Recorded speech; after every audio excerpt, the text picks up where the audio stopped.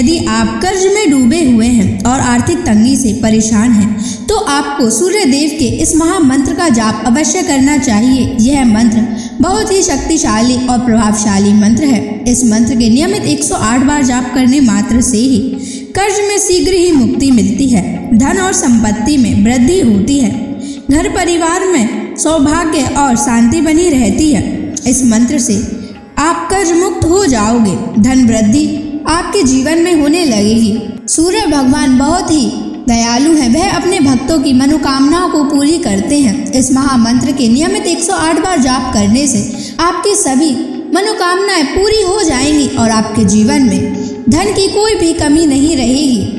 आप अपने जीवन में उन्नति प्राप्त करेंगे, आपको हमेशा सफलता ही प्राप्त होगी। इसलिए प्यारे भक्तों, इस मंत्र को साधारण समझने की गलती बिल्कुल भी ना करें।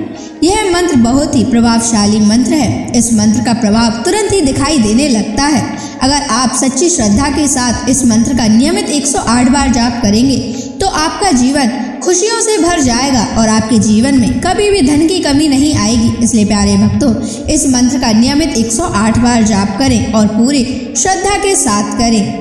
अगर आप सूर्य देव का आशीर्वाद प्राप्त करना चाहते हैं तो इस वीडियो को लाइक और चैनल को सब्सक्राइब जरूर कर दीजिए और कमेंट बॉक्स में जय सूर्य देव अवश्य लिख दीजिए। तो चलिए भक्तों, मंत्र का जाप करना प्रारंभ करते हैं। ओम ह्रीं श्रीं सूर्याय सहस्र तेजसे महाधन प्रदायकाय नमः। ओम ह्रीं श्रीं सूर्याय सहस्र तेजसे महाधन प्रदायकाय नमः। ओम ह्रीं श्रीं सूर्याय सहस्र तेजसे महाधन प्रदायकाय नमः। ओम ह्रीं श्रीं सूर्याय सहस्र तेजसे महाधन प्रदायकाय नमः। ओम ह्रीं श्रीं सूर्याय सहस्र तेजसे महाधन प्रदायकाय नमः। ओम ह्रीं श्रीं सूर्याय सहस्र तेजसे महाधन प्रदायकाय नमः। ओम ह्रीं श्रीं सूर्याय सहस्र तेजसे महाधन प्रदायकाय नमः। ओम ह्रीं श्रीं सूर्याय सहस्र तेजसे महाधन प्रदायकाय नमः। ओम ह्रीं श्रीं सूर्याय सहस्र तेजसे महाधन प्रदायकाय नमः।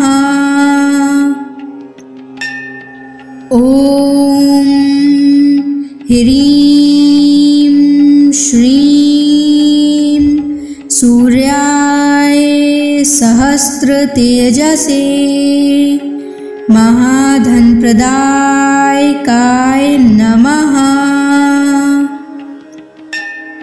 ॐ ह्रीं श्रीं सूर्याय सहस्रतेजसे महाधनप्रदायकाय नमः। ॐ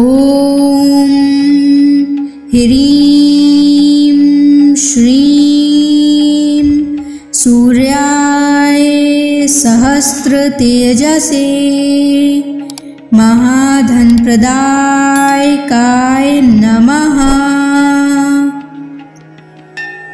ॐ ह्रीं श्रीं सूर्याय सहस्रतेजसे महाधनप्रदायकाय नमः। ॐ ह्रीं श्रीं सूर्याय सहस्रतेजसे महाधनप्रदायकाय नमः। ॐ ह्रीं श्रीं सूर्याय सहस्रतेजसे महाधनप्रदायकाय नमः। ॐ ह्रीं श्रीं सूर्याय सहस्रतेजसे महाधनप्रदायकाय नमः। ॐ ह्रीं श्रीं सूर्याय सहस्रतेजसे महाधनप्रदायकाय नमः। ॐ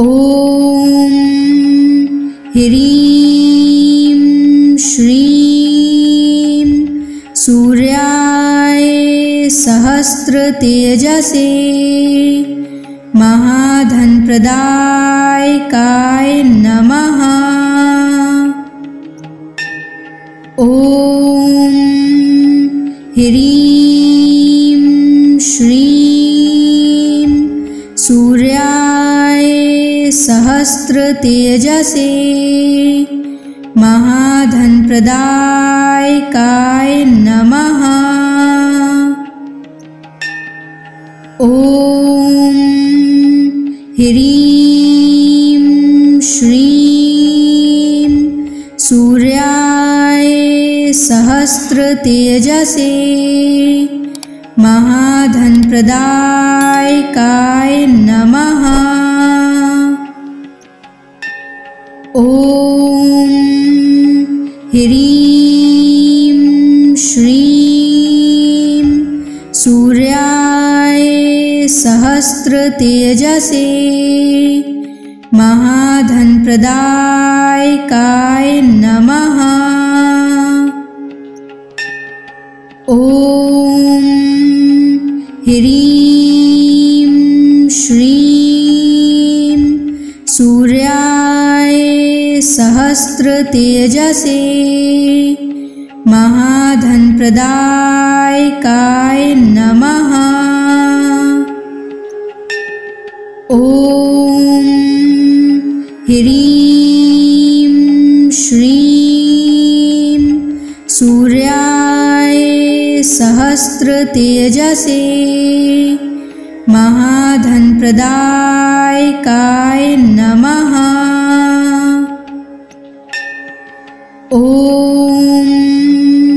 ह्रीं श्रीं सूर्याय सहस्रतेजसे महाधनप्रदायकाय नमः। ॐ ह्रीं श्रीं सूर्याय सहस्रतेजसे महाधनप्रदायकाय नमः। ॐ ह्रीं श्रीं सूर्याय सहस्रतेजसे महाधनप्रदायकाय नमः। ॐ ह्रीं श्रीं सूर्याय सहस्रतेजसे महाधनप्रदायकाय नमः। ॐ ह्रीं श्रीं सूर्याय सहस्रतेजसे महाधनप्रदायकाय नमः। ॐ ह्रीं श्रीं सूर्याय सहस्रतेजसे महाधनप्रदायकाय नमः। ॐ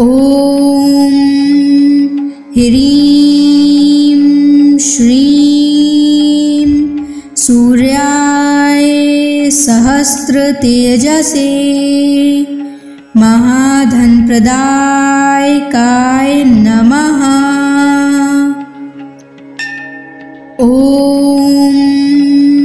ह्रीं श्रीं सूर्याय सहस्रतेजसे महाधनप्रदायकाय नमः। ॐ ह्रीं श्रीं सूर्याय सहस्रतेजसे महाधनप्रदायकाय नमः। ॐ ह्रीं श्रीं सूर्याय सहस्रतेजसे महाधनप्रदायकाय नमः। ॐ ह्रीं श्रीं सूर्याय सहस्रतेजसे महाधनप्रदायकाय नमः। ॐ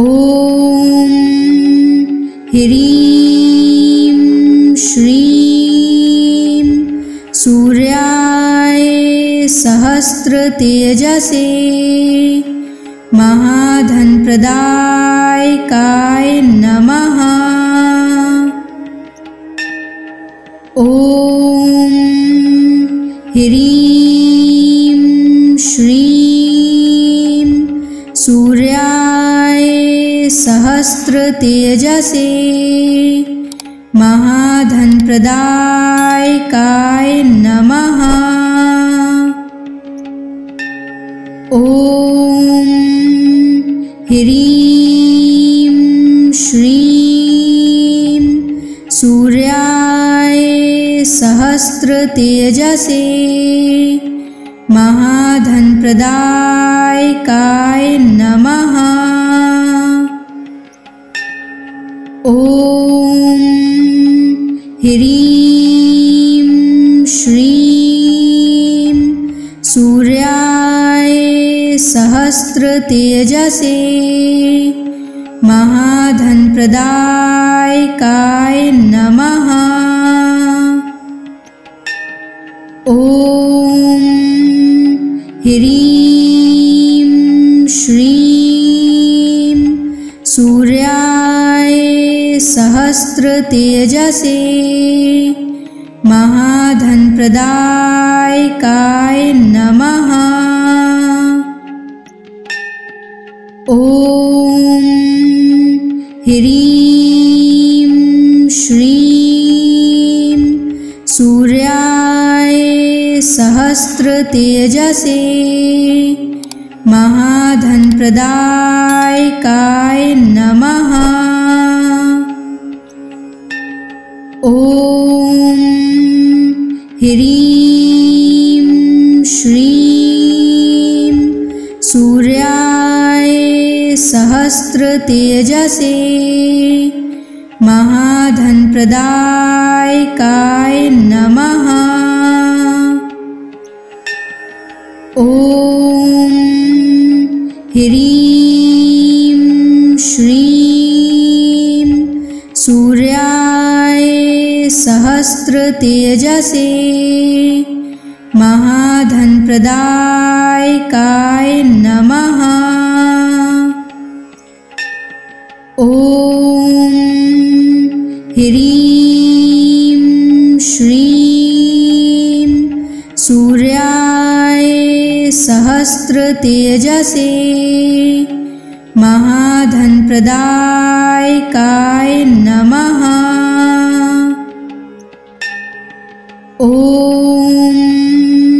ह्रीं श्रीं सूर्याय सहस्रतेजसे महाधनप्रदायकाय नमः। ॐ ह्रीं श्रीं सूर्याय सहस्रतेजसे महाधनप्रदायकाय नमः। ॐ ह्रीं श्रीं सूर्याय सहस्रतेजसे महाधनप्रदायकाय नमः। ॐ ह्रीं श्रीं सूर्याय सहस्रतेजसे महाधनप्रदायकाय नमः। ॐ ह्रीं श्रीं सूर्याय सहस्रतेजसे महाधनप्रदायकाय नमः। ॐ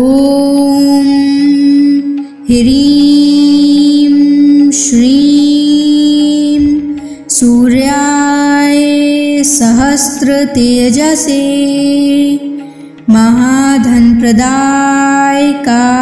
नमः। ॐ ह्रीं श्रीं सूर्याय सहस्रतेजसे महाधनप्रदायकाय नमः। ॐ ह्रीं श्रीं सूर्याय सहस्रतेजसे महाधनप्रदायकाय नमः। ॐ ह्रीं श्रीं सूर्याय सहस्रतेजसे महाधनप्रदायकाय नमः। ॐ ह्रीं श्रीं सूर्याय सहस्रतेजसे महाधनप्रदायकाय नमः।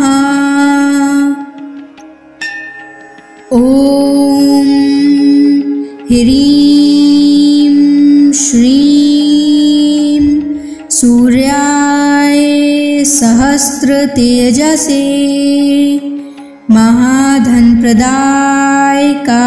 नमः। ॐ ह्रीं श्रीं सूर्याय सहस्रतेजसे महाधनप्रदायकाय नमः। ॐ ह्रीं श्रीं सूर्याय सहस्रतेजसे महाधनप्रदायकाय नमः। ॐ ह्रीं श्रीं सूर्याय सहस्रतेजसे महाधनप्रदायकाय नमः। ॐ ह्रीं श्रीं सूर्याय सहस्रतेजसे महाधनप्रदायकाय नमः। ॐ ह्रीं श्रीं सूर्याय सहस्रतेजसे महाधनप्रदायकाय नमः। ॐ ह्रीं श्रीं सूर्याय सहस्रतेजसे महाधनप्रदायकाय नमः। ॐ ह्रीं श्रीं सूर्याय सहस्रतेजसे महाधनप्रदायकाय नमः। ॐ ह्रीं श्रीं सूर्याय सहस्रतेजसे महाधनप्रदायकाय नमः। ॐ ह्रीं श्रीं सूर्याय सहस्रतेजसे महाधनप्रदायकाय नमः। ॐ ह्रीं श्रीं सूर्याय सहस्रतेजसे महाधनप्रदायकाय नमः। ॐ ह्रीं श्रीं सूर्याय सहस्रतेजसे महाधनप्रदायकाय नमः। ॐ ह्रीं श्रीं सूर्याय सहस्रतेजसे महाधनप्रदायकाय नमः। ॐ ह्रीं श्रीं सूर्याय सहस्रतेजसे महाधनप्रदायकाय नमः। ॐ ह्रीं श्रीं सूर्याय सहस्रतेजसे महाधनप्रदायकाय नमः। ॐ ह्रीं श्रीं सूर्याय सहस्रतेजसे महाधनप्रदायकाय नमः। ॐ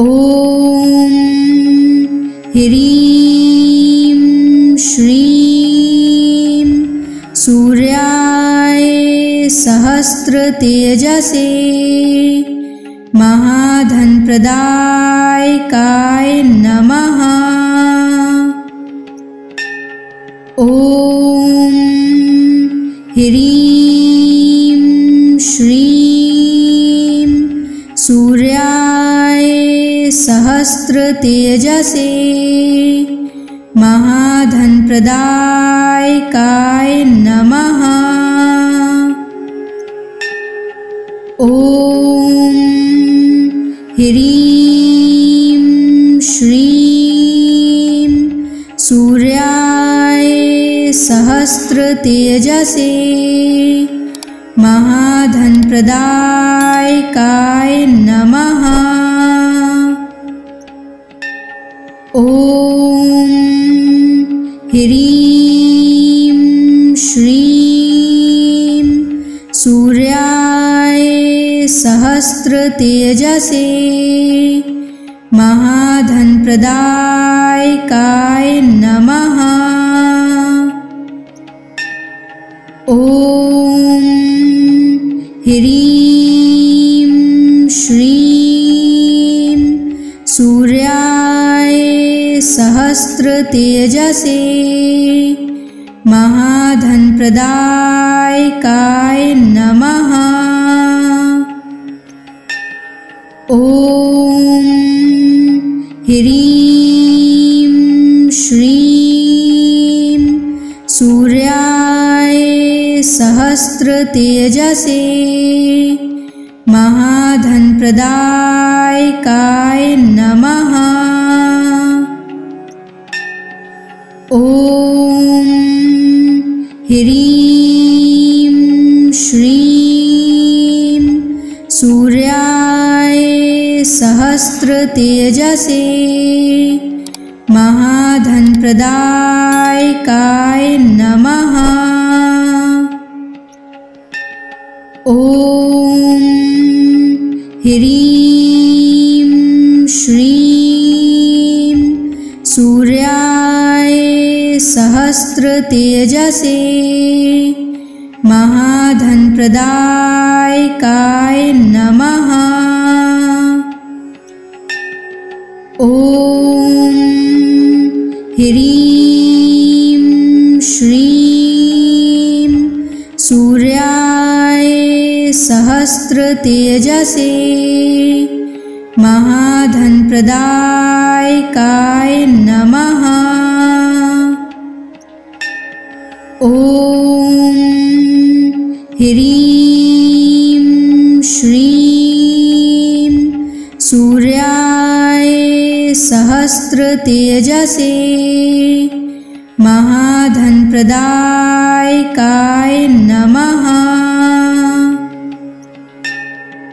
ॐ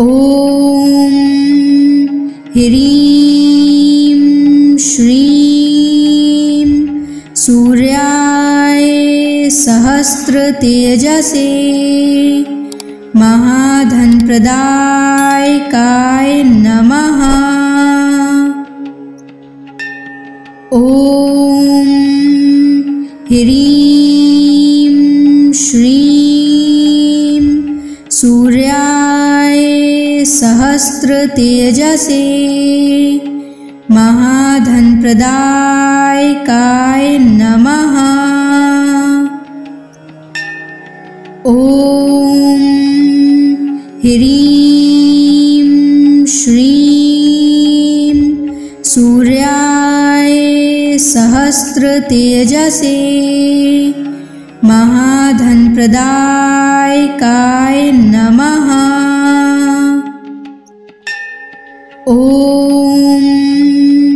ह्रीं श्रीं सूर्याय सहस्रतेजसे महाधनप्रदायकाय नमः। ॐ ह्रीं श्रीं सूर्याय सहस्रतेजसे महाधनप्रदायकाय नमः। ॐ ह्रीं श्रीं सूर्याय सहस्रतेजसे महाधनप्रदायकाय नमः। ॐ ह्रीं श्रीं सूर्याय सहस्रतेजसे महाधनप्रदायकाय नमः। ॐ ह्रीं श्रीं सूर्याय सहस्रतेजसे महाधनप्रदायकाय नमः। ॐ ह्रीं श्रीं सूर्याय सहस्रतेजसे महाधनप्रदायकाय नमः। ॐ ह्रीं श्रीं सूर्याय सहस्रतेजसे महाधनप्रदायकाय नमः। ॐ ह्रीं श्रीं सूर्याय सहस्रतेजसे महाधनप्रदायकाय नमः। ॐ ह्रीं श्रीं सूर्याय सहस्रतेजसे महाधनप्रदायकाय नमः। ॐ ह्रीं श्रीं सूर्याय सहस्रतेजसे महाधनप्रदायकाय नमः। ॐ ह्रीं श्रीं सूर्याय सहस्रतेजसे महाधनप्रदायकाय नमः। ॐ ह्रीं श्रीं सूर्याय सहस्रतेजसे महाधनप्रदायकाय नमः। ॐ ह्रीं श्रीं सूर्याय सहस्रतेजसे महाधनप्रदायकाय नमः। ॐ ह्रीं श्रीं सूर्याय सहस्रतेजसे महाधनप्रदायकाय नमः। ॐ ह्रीं श्रीं सूर्याय सहस्रतेजसे सहस्रतेजसे महाधनप्रदायकाय नमः। ॐ ह्रीं श्रीं सूर्याय सहस्रतेजसे महाधनप्रदायकाय नमः। ॐ ह्रीं श्रीं सूर्याय सहस्रतेजसे महाधनप्रदायकाय नमः। ॐ ह्रीं श्रीं सूर्याय सहस्रतेजसे महाधनप्रदायकाय नमः। ॐ ह्रीं श्रीं सूर्याय सहस्रतेजसे महाधनप्रदायकाय नमः। ॐ ह्रीं श्रीं सूर्याय सहस्रतेजसे महाधनप्रदायकाय नमः। ॐ ह्रीं श्रीं सूर्याय सहस्रतेजसे महाधनप्रदायकाय नमः। ॐ ह्रीं श्रीं सूर्याय सहस्रतेजसे महाधनप्रदायकाय नमः। ॐ ह्रीं श्रीं सूर्याय सहस्रतेजसे महाधनप्रदायकाय नमः। ॐ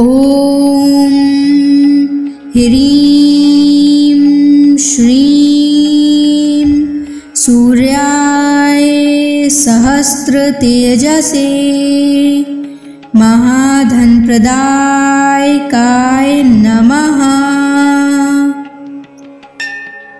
ॐ ह्रीं श्रीं सूर्याय सहस्रतेजसे महाधनप्रदायकाय नमः। ॐ ह्रीं श्रीं सूर्याय सहस्रतेजसे महाधनप्रदायकाय नमः। ॐ ह्रीं श्रीं सूर्याय सहस्रतेजसे महाधनप्रदायकाय नमः। ॐ ह्रीं श्रीं सूर्याय सहस्रतेजसे महाधनप्रदायकाय नमः। ॐ ह्रीं श्रीं सूर्याय सहस्रतेजसे महाधनप्रदायकाय नमः।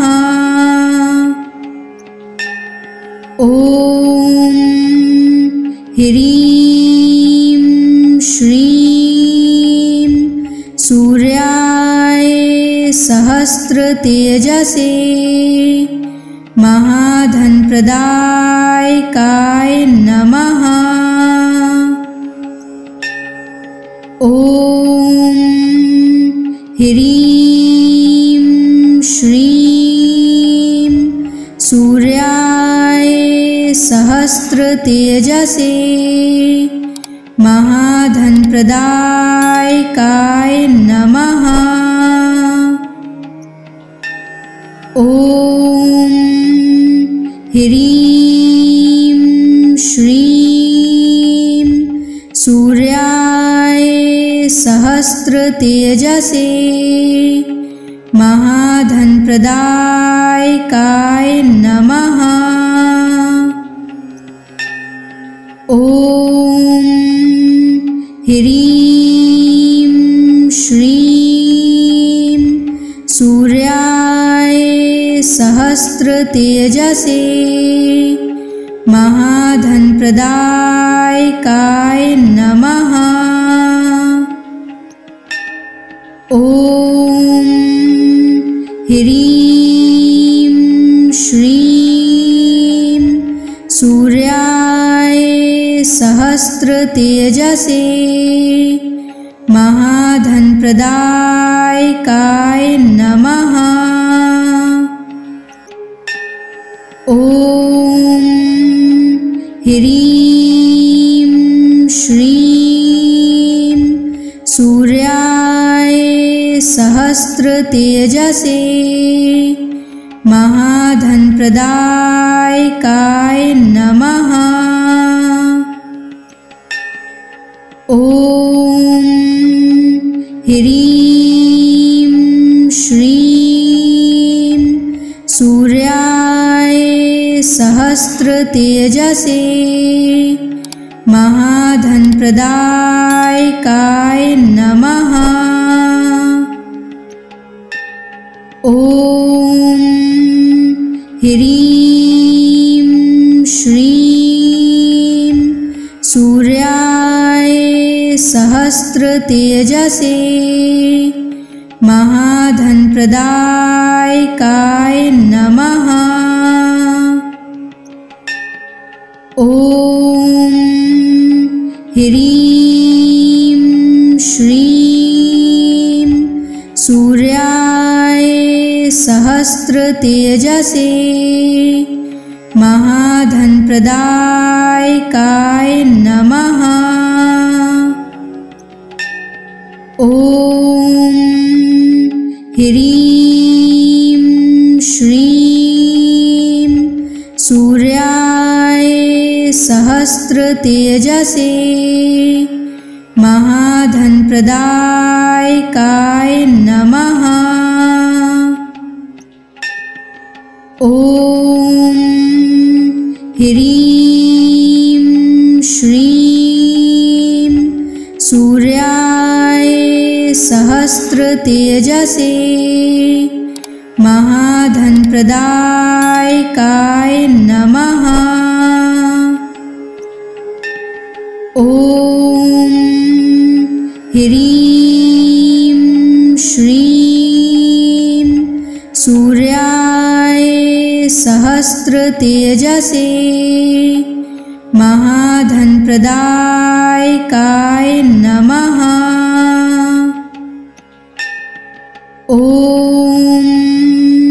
ह्रीं श्रीं सूर्याय सहस्रतेजसे महाधनप्रदायकाय नमः। ॐ ह्रीं श्रीं सूर्याय सहस्रतेजसे महाधनप्रदायकाय नमः। ॐ ह्रीं श्रीं सूर्याय सहस्रतेजसे सहस्रतेजसे महाधनप्रदायकाय नमः। ॐ ह्रीं श्रीं सूर्याय सहस्रतेजसे महाधनप्रदायकाय नमः। ॐ ह्रीं श्रीं सूर्याय सहस्रतेजसे महाधनप्रदायकाय नमः। ॐ ह्रीं श्रीं सूर्याय सहस्रतेजसे महाधनप्रदायकाय नमः। ॐ ह्रीं श्रीं सूर्याय सहस्रतेजसे महाधनप्रदायकाय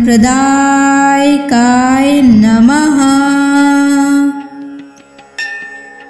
ॐ ह्रीं श्रीं सूर्याय सहस्रतेजसे महाधनप्रदायकाय नमः। ॐ ह्रीं श्रीं सूर्याय सहस्रतेजसे महाधनप्रदायकाय नमः। ॐ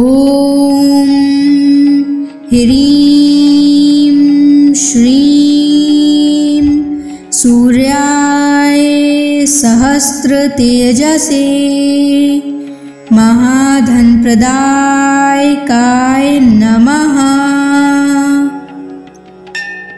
ॐ ह्रीं श्रीं सूर्याय सहस्रतेजसे महाधनप्रदायकाय नमः। ॐ ह्रीं श्रीं सूर्याय सहस्रतेजसे महाधनप्रदायकाय नमः। ॐ ह्रीं श्रीं सूर्याय सहस्रतेजसे महाधनप्रदायकाय नमः। ॐ ह्रीं श्रीं सूर्याय सहस्रतेजसे महाधनप्रदायकाय नमः। ॐ ह्रीं श्रीं सूर्याय सहस्रतेजसे महाधनप्रदायकाय नमः।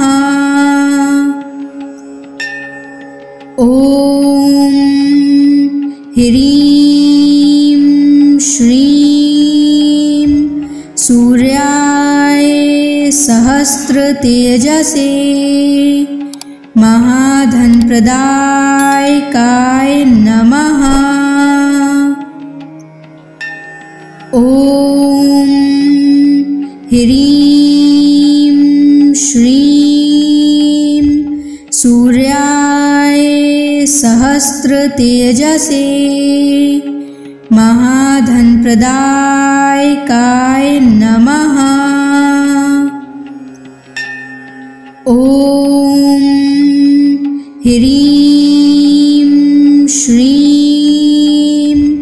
सूर्याय सहस्रतेजसे महाधनप्रदायकाय नमः। ॐ ह्रीं श्रीं सूर्याय सहस्रतेजसे महाधनप्रदायकाय नमः। ॐ ह्रीं श्रीं सूर्याय सहस्रतेजसे महाधनप्रदायकाय नमः। ॐ ह्रीं श्रीं सूर्याय सहस्रतेजसे महाधनप्रदायकाय नमः। ॐ ह्रीं श्रीं सूर्याय सहस्रतेजसे महाधनप्रदायकाय नमः। ॐ ह्रीं श्रीं सूर्याय सहस्रतेजसे महाधनप्रदायकाय नमः। ॐ ह्रीं श्रीं सूर्याय सहस्रतेजसे महाधनप्रदायकाय नमः। ॐ ह्रीं श्रीं सूर्याय सहस्रतेजसे महाधनप्रदायकाय नमः। ॐ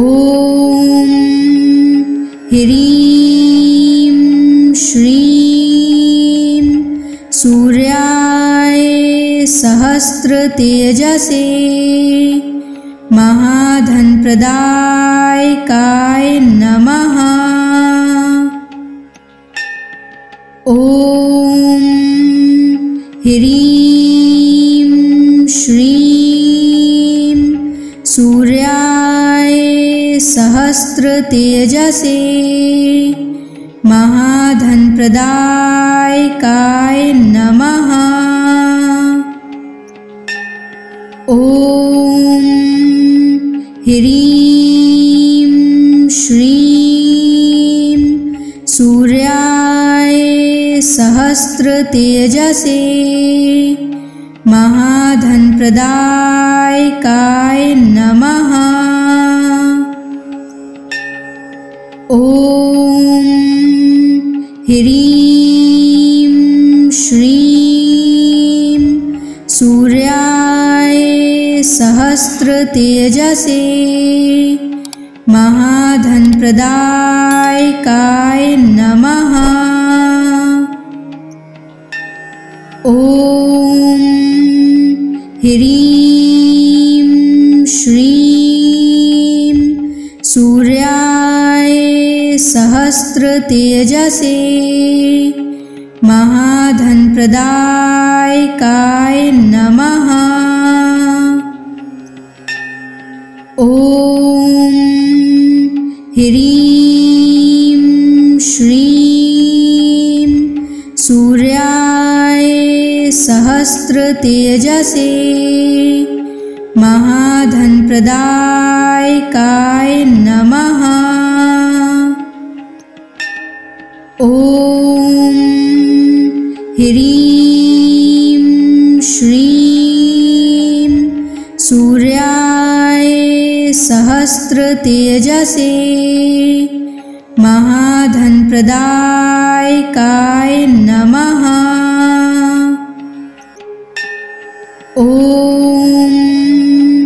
ह्रीं श्रीं सूर्याय सहस्रतेजसे महाधनप्रदायकाय नमः। ॐ ह्रीं श्रीं सूर्याय सहस्रतेजसे महाधनप्रदायकाय नमः। ॐ ह्रीं श्रीं सूर्याय सहस्रतेजसे महाधनप्रदायकाय नमः। ॐ ह्रीं श्रीं सूर्याय सहस्रतेजसे महाधनप्रदायकाय नमः। ॐ ह्रीं श्रीं सूर्याय सहस्रतेजसे महाधनप्रदायकाय नमः। ॐ ह्रीं श्रीं सूर्याय सहस्रतेजसे महाधनप्रदायकाय नमः। ॐ ह्रीं श्रीं सूर्याय सहस्रतेजसे महाधनप्रदायकाय नमः। ॐ ह्रीं श्रीं सूर्याय सहस्रतेजसे महाधनप्रदायकाय नमः। ॐ ह्रीं श्रीं सूर्याय सहस्रतेजसे महाधनप्रदायकाय नमः। ॐ ह्रीं श्रीं सूर्याय सहस्रतेजसे महाधनप्रदायकाय नमः। ॐ ह्रीं श्रीं सूर्याय सहस्रतेजसे महाधनप्रदायकाय नमः। ॐ ह्रीं श्रीं सूर्याय सहस्रतेजसे महाधनप्रदायकाय नमः। ॐ ह्रीं श्रीं सूर्याय सहस्रतेजसे महाधनप्रदायकाय नमः। ॐ ह्रीं श्रीं सूर्याय सहस्रतेजसे महाधनप्रदायकाय नमः। ॐ ह्रीं श्रीं सूर्याय सहस्रतेजसे महाधनप्रदायकाय नमः। ॐ ह्रीं श्रीं सूर्याय सहस्रतेजसे महाधनप्रदायकाय नमः। ॐ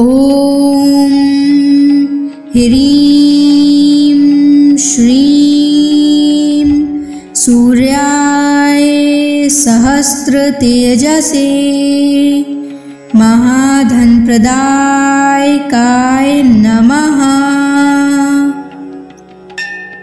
ॐ ह्रीं श्रीं सूर्याय सहस्रतेजसे महाधनप्रदायकाय नमः। ॐ ह्रीं श्रीं सूर्याय सहस्रतेजसे महाधनप्रदायकाय नमः। ॐ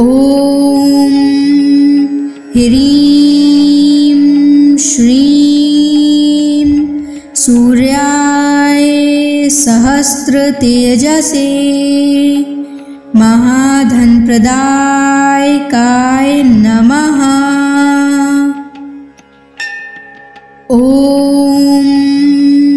ह्रीं श्रीं सूर्याय सहस्रतेजसे महाधनप्रदायकाय नमः। ॐ ह्रीं श्रीं सूर्याय सहस्रतेजसे महाधनप्रदायकाय नमः। ॐ ह्रीं श्रीं सूर्याय सहस्रतेजसे महाधनप्रदायकाय नमः। ॐ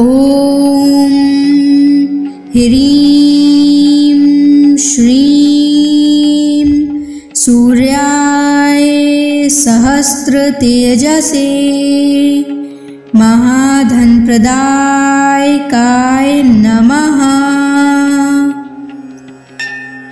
ॐ ह्रीं श्रीं सूर्याय सहस्रतेजसे महाधनप्रदायकाय नमः। ॐ ह्रीं श्रीं सूर्याय सहस्रतेजसे महाधनप्रदायकाय नमः। ॐ ह्रीं श्रीं सूर्याय सहस्रतेजसे महाधनप्रदायकाय नमः। ॐ ह्रीं श्रीं सूर्याय सहस्रतेजसे महाधनप्रदायकाय नमः। ॐ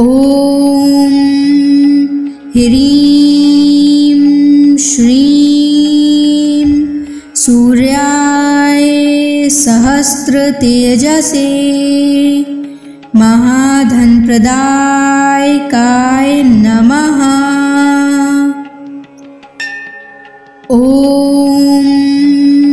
ह्रीं श्रीं सूर्याय सहस्रतेजसे महाधनप्रदायकाय नमः।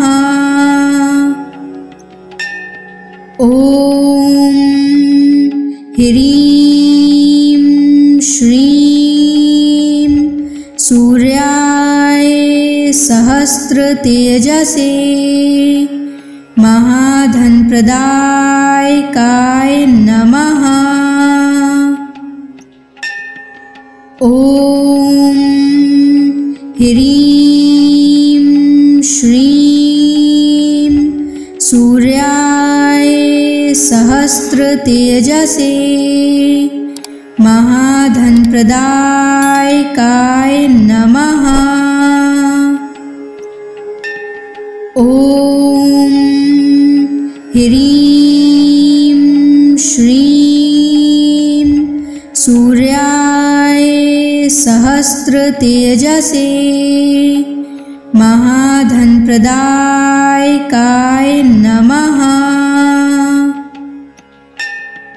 ॐ ह्रीं श्रीं सूर्याय सहस्रतेजसे महाधनप्रदायकाय नमः। ॐ ह्रीं श्रीं सूर्याय सहस्रतेजसे महाधनप्रदायकाय नमः। ॐ ह्रीं श्रीं सूर्याय सहस्रतेजसे महाधनप्रदायकाय नमः। ॐ ह्रीं श्रीं सूर्याय सहस्रतेजसे महाधनप्रदायकाय नमः। ॐ ह्रीं श्रीं सूर्याय सहस्रतेजसे महाधनप्रदायकाय नमः। ॐ ह्रीं श्रीं सूर्याय सहस्रतेजसे महाधनप्रदायकाय नमः। ॐ ह्रीं श्रीं सूर्याय सहस्रतेजसे महाधनप्रदायकाय नमः। ॐ ह्रीं श्रीं सूर्याय सहस्रतेजसे महाधनप्रदायकाय नमः। ॐ ह्रीं श्रीं सूर्याय सहस्रतेजसे महाधनप्रदायकाय नमः। ॐ ह्रीं श्रीं सूर्याय सहस्रतेजसे महाधनप्रदायकाय नमः। ॐ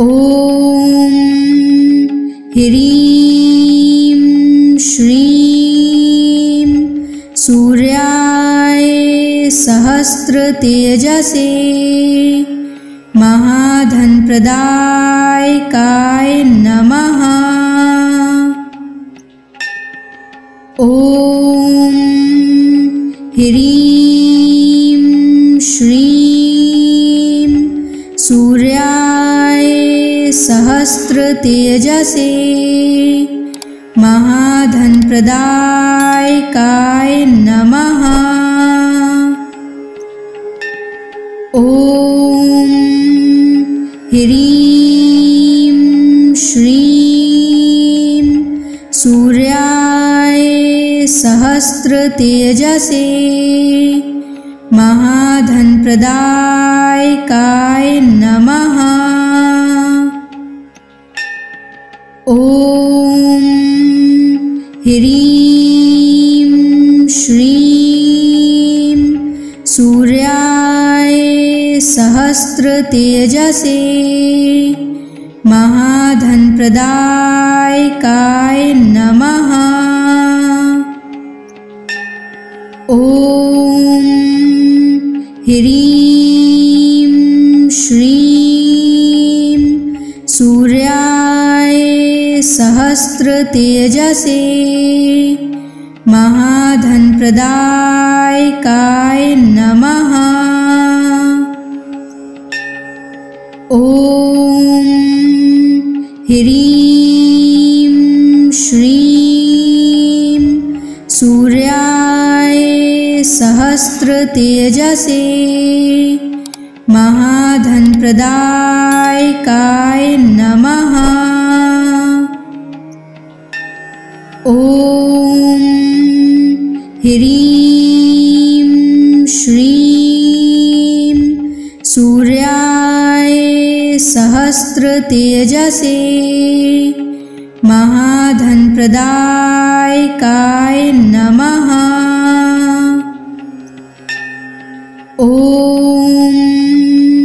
ह्रीं श्रीं सूर्याय सहस्रतेजसे महाधनप्रदायकाय नमः। ॐ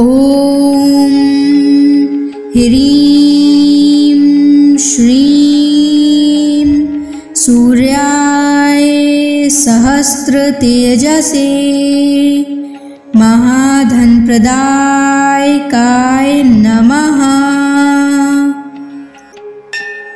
ॐ ह्रीं श्रीं सूर्याय सहस्रतेजसे महाधनप्रदायकाय नमः। ॐ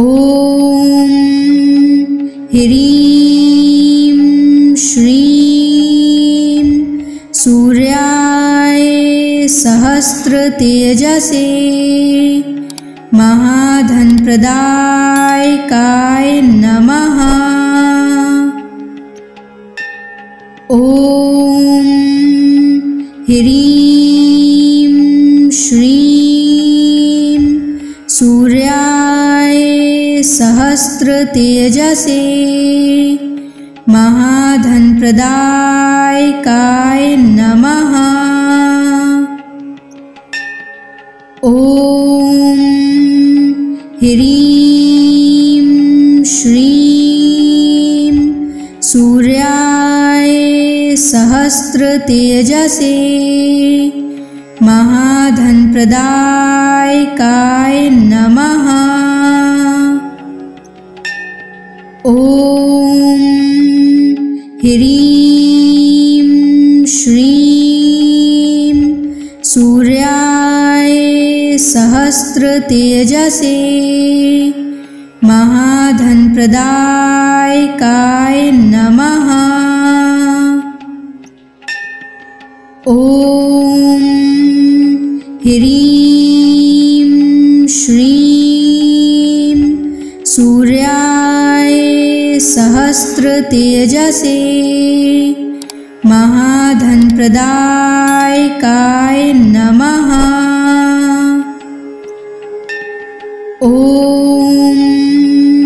ह्रीं श्रीं सूर्याय सहस्रतेजसे महाधनप्रदायकाय नमः। ॐ ह्रीं श्रीं सूर्याय सहस्रतेजसे महाधनप्रदायकाय नमः। ॐ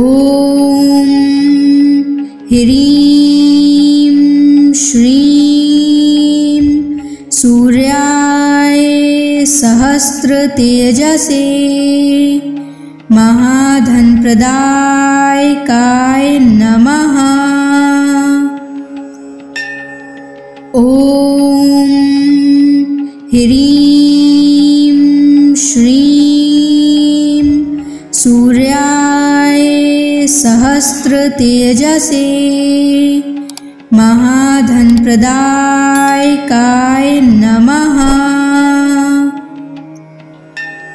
ॐ ह्रीं श्रीं सूर्याय सहस्रतेजसे महाधनप्रदायकाय नमः। ॐ ह्रीं श्रीं सूर्याय सहस्रतेजसे महाधनप्रदायकाय नमः। ॐ ह्रीं श्रीं सूर्याय सहस्रतेजसे महाधनप्रदायकाय नमः। ॐ